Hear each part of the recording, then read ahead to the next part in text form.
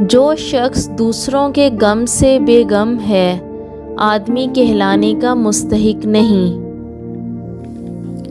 دشمن سے ہمیشہ بچو اور دوست سے اس وقت جب وہ تمہاری تعریف کرنے لگے۔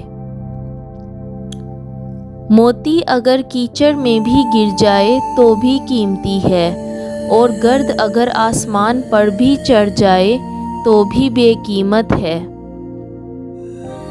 اگرچہ انسان کو مقدر سے زیادہ رزق نہیں ملتا، لیکن رزق کی تلاش میں سستی نہیں کرنی چاہیے۔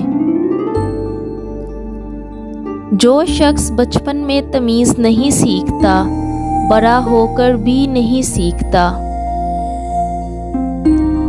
اگر چڑیوں میں اتحاد ہو جائے تو وہ شیر کی کھال اتار سکتی ہیں۔